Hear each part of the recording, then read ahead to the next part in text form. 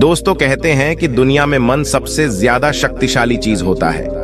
अगर किसी चीज को तुम पूरे मन से चाह लो तो तुम उसे हासिल कर सकते हो। यह मैं नहीं कहता, यह सभी महापुरुषों का कहना है। लेकिन अगर यह सत्य है, यह सच है, तो हम जो अपने मन से चाहते हैं वह हमें हासिल क्यों नहीं होता है? भाई, कोई भी इंसान अपने मन में तो दुख नहीं चाहेगा, लेकिन वह रहता तो दुखी है। हर इंसान अपने मन से तो कामयाब होना चाहता है, खूब पैसा कमाना चाहता है, लेकिन फिर भी वह कामयाब नहीं होता। भला ऐसा दुनिया में कौन इंसान होगा जो अपने मन में यह चाहेगा कि मैं नाकामयाब रहूं या मैं पैसा ना कमाऊं? सोचने की बात है तो इसमें दो चीज निकलकर सामने आती है। या तो वह महापुरुष गलत थे जिन्होंने यह बात बोली कि मन से चाही हुई चीज हासिल हो जाती है, या फिर हम गलत हैं। आज की वीडियो में मैं जो कहानी बताने वाला हूं उसमें आपको एक ऐसा मंत्र मिलेगा। उसे समझने के बाद आपको एक ऐसा मंत्र का पता चलेगा जिससे आप यह समझ पाएंगे कि अपने मन से कोई भी चीज कैसे करवाई जाती है, मन में किसी भी बात का बीज कैसे बोया जाता है। यह इस कहानी से आपको अच्छी तरह से समझ में आ जाएगा और इससे आप यह भी समझ पाएंगे कि आकर्षण का नियम, लॉ ऑफ अट्रैक्शन, कैसे काम करता है। कहानी छोटी सी है लेकिन बहुत ही गहरी है। दोस्तों, दिल से स्वागत है आपको हमारे YouTube channel positive live inspired में। हमारे चैनल को सब्सक्राइब करें और लाइक करें, कमेंट में नमो बुद्धाय जरूर लिखें। तो चलिए कहानी को आगे बढ़ाते हैं। दोस्तों, एक बार की बात है, एक आदमी के जीवन में सिर्फ दुख ही दुख थे। वह जो भी काम करता उस बेचारे का वह काम पूरा ही नहीं होता। घर में आता तो घर में क्लेश बना रहता, किसी से कोई मदद मांगता तो कोई उसकी मदद नहीं करता। ऐसा लगता था कि चारों तरफ से उसके ऊपर दुख का पहाड़ टूट पड़ा है। उसे समझ नहीं आ रहा था कि मैं इन दुखों से कैसे पार पाऊं। वह दिन रात यही सोचता रहता था कि अपने दुखों से छुटकारा कैसे पाना है। इसी कारण से वह रात में सो भी नहीं पाता था। उसकी आंखों के नीचे बड़े बड़े काले घेरे बन गए थे, जो इस बात का प्रतीक थे कि वह आदमी कितना दुखी है और कितना चिंतित है। कभी कभी तो उसके मन में आत्महत्या करने के भी ख्याल आते थे, लेकिन अपने परिवार की चिंता करके वह यह कदम नहीं उठा पाता। वह इतना दुखी हो गया कि उसने निर्णय किया कि वह इन दुखों से छुटकारा पाकर ही रहेगा। इसके लिए चाहे उसे कितनी ही मेहनत करनी पड़े, कुछ भी करना पड़े, लेकिन इन दुखों से छुटकारा हासिल करके रहेगा। ऐसे ही एक दिन उसने अपने मित्र से पूछा कि मैं अपने जीवन को कैसे सुधारूं। उसके मित्र ने उसे बताया कि तुम किसी बाबा के पास जाओ। बाबाओं के पास ऐसा मंत्र होता है जिससे सारे दुख मिट जाते हैं, जीवन खुशियों से भर जाता है और धन संपदा भी हासिल होती है। तुम किसी ऐसे बाबा को ढूंढ लो, बस तुम्हारा काम बन जाएगा। उस आदमी के मन में यह बात पूरी तरह से पक्की बैठ गई कि कोई बाबा ही मेरा दुख दूर कर सकता है, और इसलिए उसे किसी भी बाबा के बारे में पता चलता तो वह उस बाबा के पास पहुंच जाता है। उस बाबा को अपनी समस्या बताता है और उससे उसका समाधान पूछता है और कहता कि बाबा, मैं कुछ भी करने के लिए तैयार हूं, लेकिन मेरी इन समस्याओं से मुझे छुटकारा दिला दीजिए। आप जो कहेंगे मैं वह करूंगा, लेकिन मेरे जीवन को सुधार दीजिए। बाबा उसे कुछ टोने टोटके बताते थे करने के लिए, और बदले में दान दक्षिणा ले लेते थे कि यह टोना टोटका करने के बाद तुम्हारे घर में सुख शांति बनी रहेगी। बस इस टोटके को पूरी विधि के साथ करना। वह आदमी घर लौटकर पूरी विधि के साथ टोने टोटके करने लगा, लेकिन बहुत टोने टोटके करने के बाद भी उसके जीवन में कुछ बदलाव नहीं आया। इसके विपरीत उसका जीवन और ज्यादा दुखी हो गया। जो भी बाबा उसे टोना टोटका देता था वह बदले में उससे दान दक्षिणा लेता था, जिससे उसका धन भी धीरे धीरे खत्म हो रहा था। इससे उसके जीवन में दुख और ज्यादा बढ़ गया। तब उसे लगा कि बाबाओं के पास जाने से तो मेरे जीवन में दुख कम होने की बजाय बढ़ते ही जा रहे हैं, तो मुझे क्या करना चाहिए? बाबाओं के पास जाऊं या ना जाऊं? फिर एक दिन एक आदमी ने उसे बताया कि तुम अपने घर में किसी पंडित को बुलाकर हवन करवा लो। हवन होगा तो घर शुद्ध हो जाएगा। कोई भी बुरी ऊर्जा होगी घर में तो वह घर से बाहर चली जाएगी। किसी पंडित को बुलाकर पूरे विधि विधान उसे मंत्र उच्चारण कराओ, हवन कराओ, जिससे घर में सुख शांति आए। उस आदमी के मन में यह बात बैठ गई और उसने एक पंडित को अपने घर पर बुलाकर हवन करवा दिया। हवन अच्छी तरह से संपन्न हुआ। बदले में पंडित ने भी अच्छी दान दक्षिणा ली और उसके बाद वह वहां से विदा हो गया। लेकिन कुछ दिनों के बाद उस आदमी को महसूस हुआ कि उसके जीवन में अभी भी कोई बदलाव नहीं आया है। अब वह आदमी पूरी तरह से दुखी हो गया और ज्यादा परेशान हो गया। अब तो उसे लगने लगा था कि मेरे जीवन में से दुख कभी खत्म ही नहीं होंगे, और यही सोच सोच कर उस आदमी का बुरा हाल हो गया था।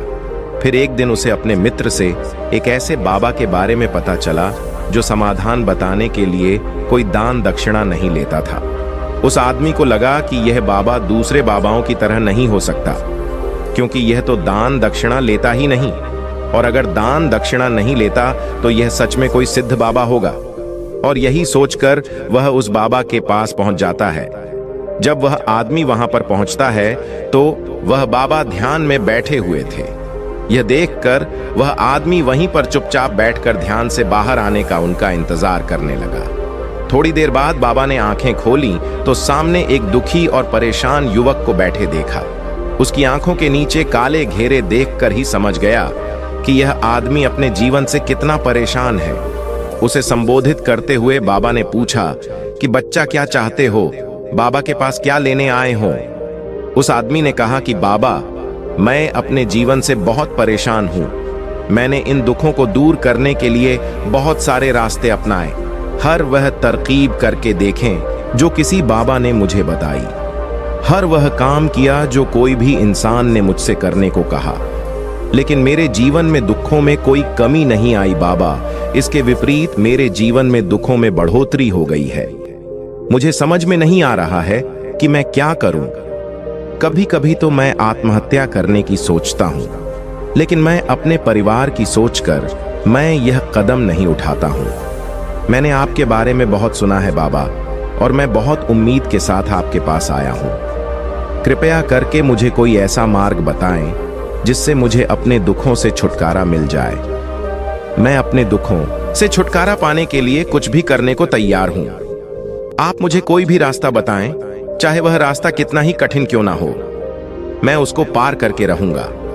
बाबा ने महसूस किया कि आदमी तो सच में बहुत परेशान है। बाबा ने उसकी बात सुनकर कहा कि बच्चा, दुखों को दूर करने के लिए मंत्र ऐसे ही नहीं मिलते हैं। मंत्र पाने के लिए कुछ करना पड़ता है। तुम कुछ कर सकते हो। यह सुनकर पहले तो उस आदमी ने सोचा कि यह बाबा भी मुझसे दान दक्षिणा मांगेंगे, लेकिन और कोई रास्ता ना पाकर उस आदमी ने कहा, बाबा, आपको जितना भी दान दक्षिणा चाहिए मैं देने के लिए तैयार हूं, लेकिन आपका मंत्र सच्चा होना चाहिए, वह पूरा होना चाहिए, उसका फल मुझे मिलना चाहिए। उसके बाद में आप जो भी दान दक्षिणा लेना चाहते हो मैं आपको दे दूंगा। बाबा ने कहा, दान दक्षिणा तो बहुत छोटी चीज है, मुझे वह नहीं चाहिए। मैं जो तुमसे कराने वाला हूं वह बहुत कठिन मंत्र है, उसे पूरा कर पाओगे?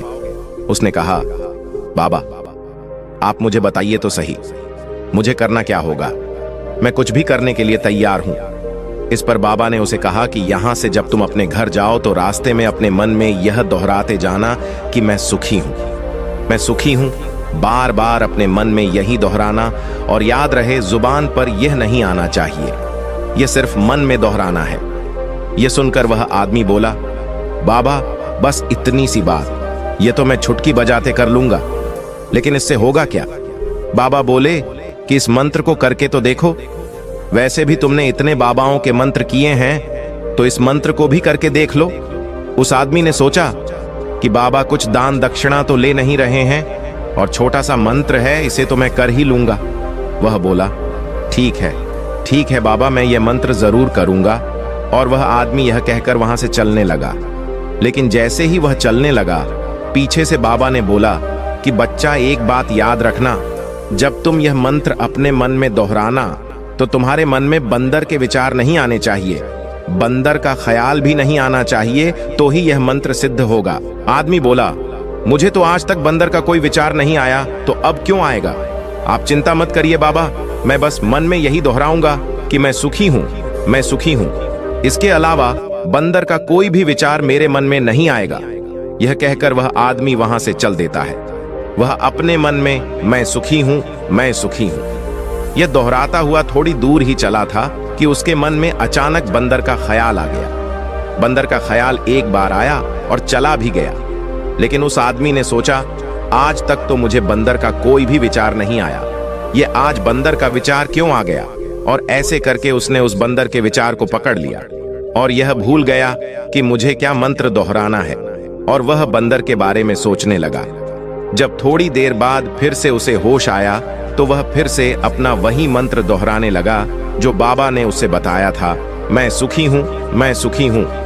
लेकिन अचानक से उसे एक बंदर दिखाई दिया और यह देखकर फिर से उसके मन में बंदर का विचार उठ गया, और यह देखकर वह इस विचार को बाहर फेंकना चाहता था, और वह चाहता था कि मेरे अंदर किसी तरह से बंदर का विचार ना आए। लेकिन उसे तो सामने बंदर ही दिखाई दिया। ऐसे ही जद्दोजहद करते करते घर पर पहुंचा, और घर पर पहुंचने के बाद अपनी पत्नी को कहा कि हे बंदरिया, मुझे खाने में बंदर परोस दो।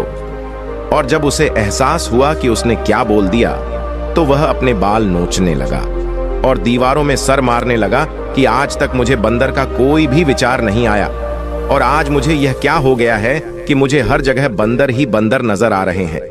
यह कैसी माया है। यही सोच सोचकर वह आदमी रात भर सो नहीं पाया।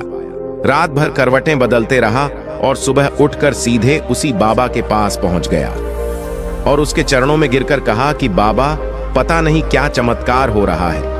आज तक मुझे बंदर का कोई विचार नहीं आया, लेकिन कल से जब से आपने मुझसे कहा कि बंदर का विचार नहीं आना चाहिए, तब से मुझे हर जगह बंदर ही बंदर नजर आ रहे हैं। उस आदमी ने कहा कि बाबा, मुझे तो आपके पीछे पेड़ पर बैठा बंदर केले खाते हुए दिखाई दे रहा है। ये हो क्या रहा है बाबा? यह सुनकर बाबा हंसने लगे। बच्चा, मन का जाल एक ऐसा जाल है जिसे समझ पाना इतना आसान नहीं है। बंदर तो तुम्हारे रास्ते में पहले भी आते थे। जब तुम मेरे पास आए थे तो इन्हीं पेड़ों पर यह बंदर घूम रहे थे, लेकिन तब तुम्हारे ध्यान में यह बंदर नहीं था। तब तुम्हारे ध्यान में सिर्फ दुख थे। इसके बाद बाबा ने उसे बताया कि बच्चा, हम जिस चीज से भी दूर भागना चाहते हैं, वही चीज हमारे मन में बहुत गहरे में प्रविष्ट हो जाती है और हमारे अंतर मन में समा जाती है। असल में हम जिस चीज से छुटकारा पाना चाहते हैं, उससे छुटकारा इसीलिए पाना चाहते हैं कि वह हमारे साथ बहुत गहराई से जुड़ी हुई है, और हम जितना ही उससे छुटकारा पाना चाहते हैं, वह उतनी ही गहरी हमारे मन में बैठती चली जाती है और आखिरकार हमारे अंतर मन में छा जाती है। ऊपर से तो हम चाहते हैं सुखी होना कि मैं सुखी हूं, सुखी हूं, हमारे होंठ भी यही बोलते रहते हैं, लेकिन हमारे मन में दुख समाये होते हैं। हमारे विचारों में हमारे मन में दुख ही दुख दिखाई देते हैं। इसलिए अपनी जुबान से बार बार यह बोलने से कि मैं सुखी हूं, हम सुखी नहीं होंगे जब तक यह मंत्र हमारे अंतर मन में प्रविष्ट नहीं होगा। इस पर उस आदमी ने पूछा कि बाबा, लेकिन यह मंत्र हमारे अंतर मन में प्रविष्ट कैसे होगा? यह सुनकर बाबा ने कहा कि बच्चा, अपने दुखों से लड़ना बंद कर दो। जब तक तुम अपने दुखों को दूर करने की सोचते रहोगे, तब तक वह दुख तुमसे चिपके रहेंगे। तब तक वह दुख तुम्हारे अंतर मन पर अपना राज बनाए बैठे रहेंगे, और जिस दिन तुम उन दुखों के बारे में सोचना ही छोड़ दोगे, उन दुखों से छुटकारा ही नहीं पाना चाहोगे, उसी दिन से तुम्हारे जिंदगी से दुख गायब हो जाएंगे। क्योंकि किसी भी चीज से छुटकारा पाने के लिए हमें उस चीज के बारे में सोचना पड़ता है, और हम जितना ही उस चीज के बारे में सोचते हैं, वह उतनी ही गहरी हमारे मन में प्रविष्ट होती चली जाती है। हम अधिकतर समय दुखों के बारे में ही सोचते हैं। हम यही सोचते हैं कि हमारे जीवन में दुख है और हमें इससे छुटकारा पाना है। इसी वजह से बार बार सोचने से वो दुख हमारे अंतर मन में प्रविष्ट हो जाते हैं और हमें एहसास भी नहीं होता। इसलिए अगर तुम दुखों से छुटकारा पाना चाहते हो, तो दुखों से छुटकारा पाने के बारे में सोचना छोड़ दो। तुम्हें दुखों से छुटकारा मिल जाएगा। अक्सर आदमी धूम्रपान छोड़ना चाहता है, शराब छोड़ना चाहता है। सुबह अपने आप से यह वादा करता है कि मैं कोई भी गलत काम नहीं करूंगा, लेकिन शाम को जब लौटता है तो नशे में चूर होकर लौटता है। ऐसा क्यों होता है? जो हम सोच रहे हैं वह पूरा कर ही नहीं पा रहे हैं। असल में हम उस चीज को बहुत ज्यादा तवज्जो दे रहे हैं, उस चीज को बहुत ज्यादा अहमियत दे रहे हैं। जब भी हम उस चीज को छोड़ने के बारे में सोचते हैं, तो हम उसकी इंपॉर्टेंस यानी कि विशेषता और ज्यादा बढ़ा देते हैं। हमारा मन उस चीज के बारे में जितना ज्यादा सोचेगा, शराब या धूम्रपान छोड़ने के बारे में जितना ज्यादा सोचेगा, हमारा मन उतना ही उस चीज के पीछे ज्यादा भागेगा। हमें उस चीज से लड़ना नहीं है, बल्कि बिना सोचे गुजर जाना है। और अगर हम इस मंत्र को समझ लेते हैं तो हम अपने जीवन में जो भी पाना चाहते हैं उसे अपने अंतर्मन में डाल सकते हैं। और एक बार वह लक्ष्य हमारे अंतर्मन में बैठ जाता है तो फिर सफलता पाने में कोई समस्या नहीं आती, कोई दिक्कत नहीं आती। तो दोस्तों, आपने आज के इस वीडियो से क्या सीखा वह मुझे कमेंट बॉक्स में बता सकते हैं। और इसी के साथ में उम्मीद है कि आपको आज की वीडियो जरूर पसंद आई होगी। तो इस वीडियो को उस इंसान को शेयर करें जिसे यह कहानी सुनने की जरूरत है, और उसी के ठीक बाद चैनल को सब्सक्राइब करें ताकि इसी तरह के वीडियो आप तक पहुंच सके। तो चलिए फिर मिलते हैं ऐसी ही एक और नई कहानी में एक नए मैसेज के साथ।